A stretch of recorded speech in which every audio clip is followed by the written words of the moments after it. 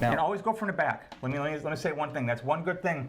Anytime you're putting on spring bars or anything else, you always want to go from the back. You don't want to go from the top. And there's no reason to scratch the top of your lugs. You can come from the bottom side. Always go from the bottom side. We have here a Rolex Explorer 2. This is the 16570, and you can see the entry points that Mike is describing on the back of the end pieces of the bracelet. That's where you want to go in, and that's where you want to go out. Even if you're a bit of a butcher, like he said, if you stay on the back of the watch, you're going to minimize the embarrassment on your wrist. Yeah, good call on that. And actually, this one, it also has lug holes. What are so nice about these are the lug holes, and these are probably the best spring bars I've ever seen designed. And if we can even take one of these out. Now, this is the thing. Rolex lug holes, a lot of people think that they look a little bit déclassé, that they are somehow, because other brands occasionally use lug holes, they think that there's somehow an inferior method of attaching the strap or the bracelet, when in fact it was a little bit more expensive to make them that way.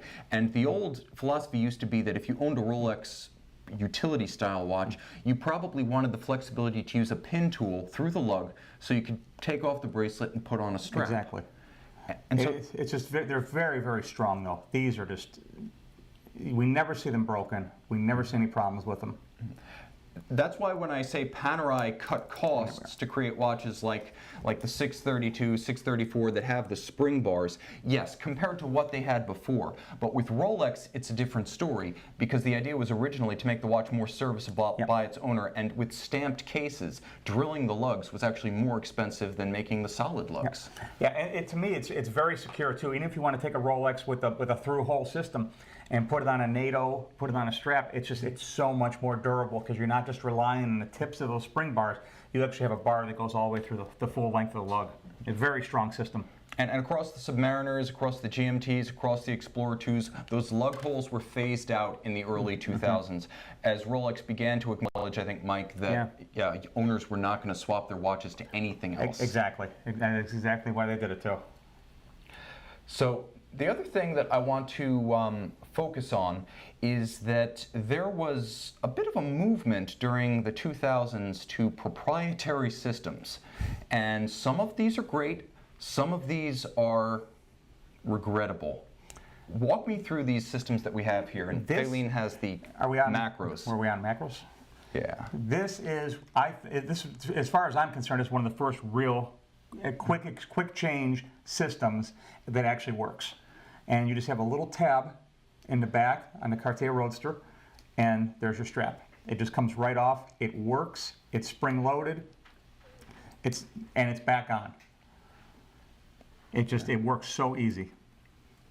Let's create a little target there. That's our macro camera tonight. Okay. Now that came out in 2002. That was one of the first proprietary systems. The Roadster is dead, but that system lives on in the IWC Aquatimer family today. Exactly. I was glad to see that too.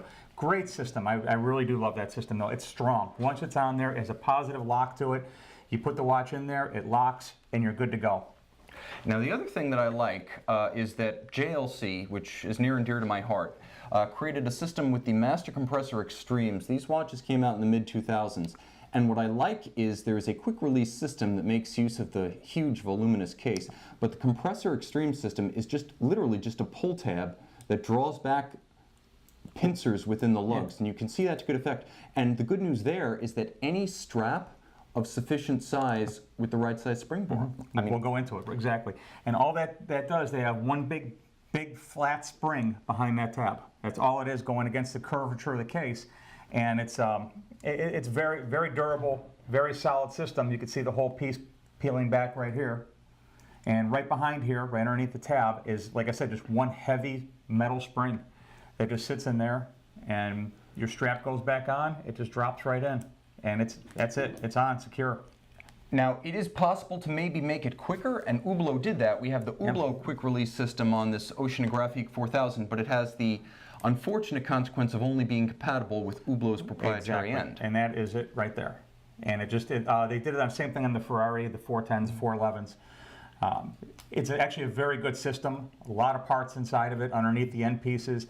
Instead of having the screws on a traditional Hublot, where the screws actually maintain the strap to the case, they went to a little locking notch system on the backside. And it's very strong. It does work. It makes strap changes very easy, especially on a dive watch when you may have a longer strap to go over a wetsuit. Yeah, and that's a good point Mike makes. You know, he used to be lead watchmaking at Hublot, so he saw a lot of these. Also, it's important to note that the watch that he describes does come with exactly that accessory, an extended textile strap to wear over a wetsuit. It's big enough, honestly, that you could probably wear it over a spacesuit. Yeah, it's big. But it makes it easy for deep cleaning too, and that's one of the great unadvertised features of quick-release lug systems. Yeah. They do ease and speed cleaning. And it kind of cleaning. You have rubber straps, any kind of rubber straps or bracelets. You want to clean them. You really don't want to submerge the watch head if you can avoid it. But you can take your straps off and scrub the hell out of them with a toothbrush. You know, make them nice and clean. It's a good system. Anything quick disconnects is a good system for cleaning the watches. Now I have a comment coming in from Iron Hassani who's asking me, is it uncomfortable to wear that JLC with the quick release system? He says it seems it would be very simple to accidentally trigger the quick release. All I can say is that I've owned that particular watch since 2010, and although not explicitly a test of the strap, they did tell me that it could survive mountain biking, so I tested it as such. And both the case, which is shock resistant, and the strap, which is quick release, remained completely intact. Yeah, I don't see this coming off. Like, as easy as it comes off in our hands, I don't see it coming off that easy, you know, without really deploying it, actually pulling the tab back. Yeah.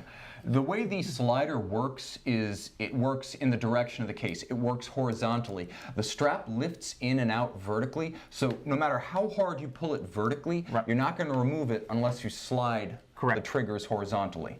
Now there's one more system here, Mike, which you're going to explain. Yeah, okay. So this is the Master Compressor Extreme Lab 2. It's actually the watch that gave us this unfortunate. Yeah, I'm going to call it a casualty of subsurface abuse. And this one's on all new straps now, but I'm going to demonstrate how the system actually works. Now you can see on the case back, first of all, what a case back, but not only does the strap have metal inserts that permit it to articulate, you see how it has a ratcheting system? There are very distinct detents you can hear and feel, and the watch fits a small wrist. But that's not what I'm focusing on. This is really the ultimate in proprietary quick change strap technology. Now, Faylene, we have a Lab 2 graphic, just in case I screw up the macro camera, but we have a Lab 2 quick change graphic. The first thing that happens is that this tab pulls up. Once the tab pulls up, you actually lift the strap out. And this is one of those things that once done is actually a little bit difficult to undo. So I'm going to take it out carefully, and I'm also going to be a little bit honest here. This is not JLC's best moment from an engineering sense. The system works, but honestly, back in 2014 when this model first hit the market, well, let's just say a very high-ranking person from JLC in the US and I spent about a minute and a half trying to remove the strap and then about 5 trying to get it back in, and that was on a production model. So while it works, and it will save you from mangling the lugs with a tool, this is an example of probably being too cute by half. Yeah, that's way over-engineered. And since we're talking about straps, not just strap release systems, we've got to talk about this buckle, which is a 4-figure replacement part. Mike, could you describe a little bit what's going on here? Again, it's over-engineering at its best. It is a quick change system. It has a locking system that I believe you pull back. There you go. Yeah, let me just get that into our macro camera's field. We pull these back, and that's what actually allows us to change the. It has a double prong ardion. It's going to slide out here now, and it actually comes out just like that. Which is great, but again, too cute by half. Yeah, the first time I had to figure out how to do one, I was not happy.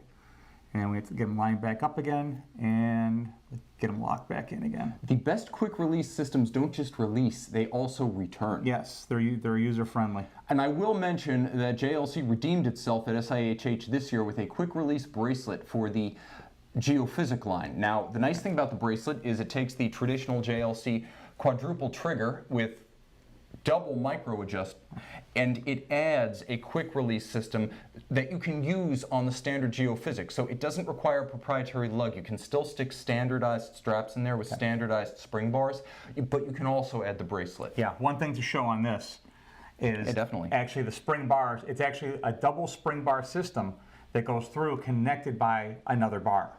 And you can see the side profile here. So it's very strong, but again, it's way over engineered.